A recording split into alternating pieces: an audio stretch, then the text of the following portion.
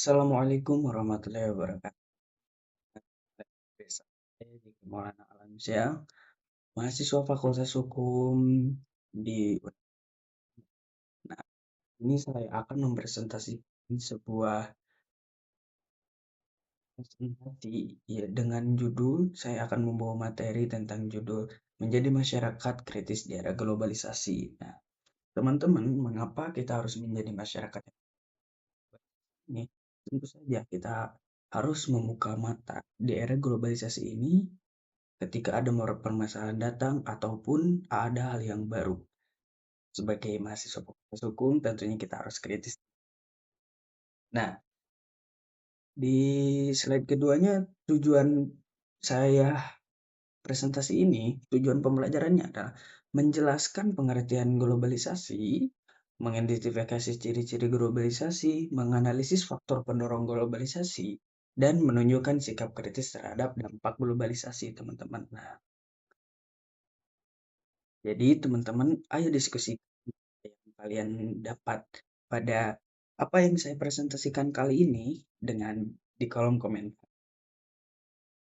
Nah, apakah teman-teman sekalian merasa budaya dari luar negeri itu mulai mempengaruhi gaya hidup sehari-hari kita? Kita bahas teman-teman.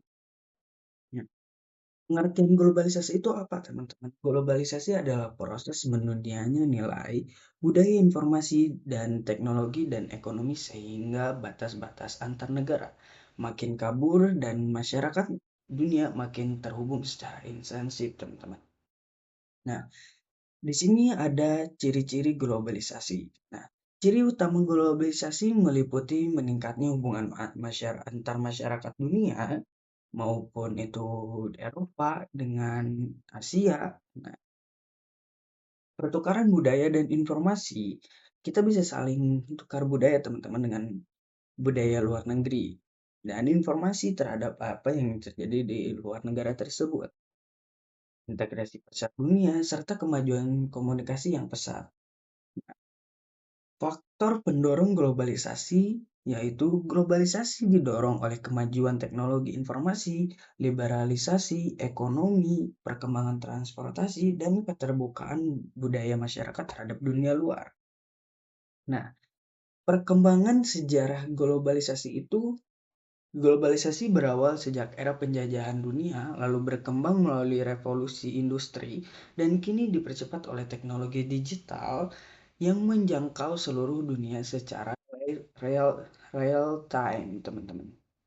Real time. Apa? Nah, yang menjadi pengaruh globalisasi di berbagai bidang itu sangat berpengaruh, teman-teman. Globalisasi mempengaruhi kehidupan di bidang ekonomi, politik, sosial budaya, pendidikan, dan teknologi secara luas, serta menciptakan keterkaitan antar negara, teman-teman.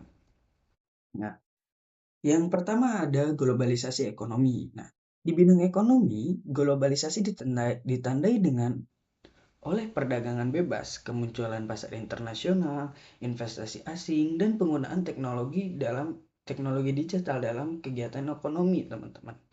Nah, dalam globalisasi sosial budaya, globalisasi mempercepat percampuran budaya melalui media sosial dan media atau platform-platform tertentu, biasanya di IG, di TikTok, atau di WA sekalipun. Media sosial yang berdampak pada perubahan pola pikir, gaya hidup, dan identitas masyarakat, teman-teman. Itu pengaruh sosial budaya masyarakat luar terhadap negara Indonesia.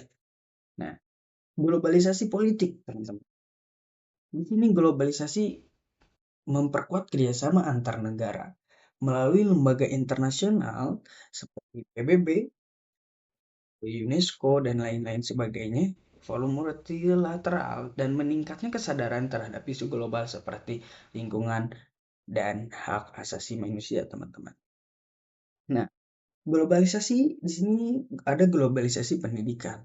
Teknologi global membuka akses pendidikan jarak jauh, pertukaran pelajar, dan pembelajaran daring yang melintasi batas negara. Nah, pendidikan jarak jauh bisa menggunakan platform aplikasi-aplikasi tertentu, teman-teman. Kita tidak hanya dibatasi di ruang kelas, tapi kita ada aplikasi-aplikasi tertentu untuk membantu pembelajaran.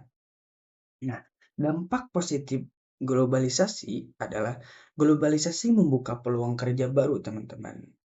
Meningkatkan mutu pendidikan, pertukaran informasi yang cepat tentunya, kemudahan akses terhadap produk dan teknologi global.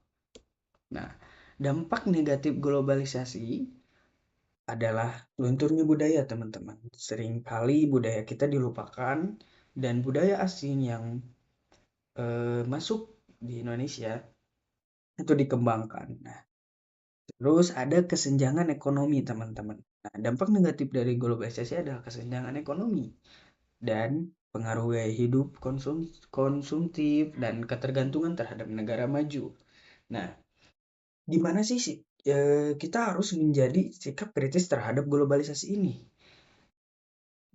Kita perlu bersikap seleksi terhadap globalisasi adalah menerima hal positif seperti teknologi, ilmu pengetahuan, sambil menjaga budaya dan jati diri bangsa, khususnya bangsa Indonesia, teman-teman. Nah, kesimpulannya, globalisasi ini merupakan proses menyeluruh yang mempengaruhi semua aspek kehidupan, teman-teman. Perlu sikap bijak untuk menyikapi perubahan agar tetap menjaga identitas nasional negara Indonesia tentunya, dan mampu bersaing secara global. Nah, sekarang waktunya kuis, teman-teman. Pertanyaan yang ke-1. Apa yang dimaksud dengan globalisasi? Nanti teman-teman bisa menjawab di kolom komentar. Nah, A. Penurunan budaya lokal. B. Penyebaran teknologi dalam negeri. C. Mendunianya informasi dan budaya. D. Pemisahan antar bangsa. Nah, pertanyaan 2. Ciri utama globalisasi adalah 1. Isolasi budaya. Tukaran informasi terbatas. C. Keterhubungan antar negara. D. Penurunan aktivitas perdagangan. Nah, pertanyaan 3. Faktor utama pendorong globalisasi adalah A. Pertanian tradisional. B. Teknologi komunikasi. C. Penutupan internet. D. Pembatas kerjasama. Nah, mungkin itu saja yang saya bisa sampaikan, teman-teman.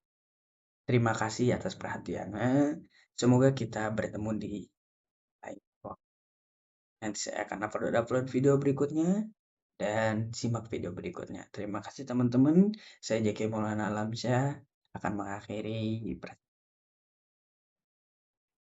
Terima kasih. Wassalamualaikum warahmatullahi wabarakatuh.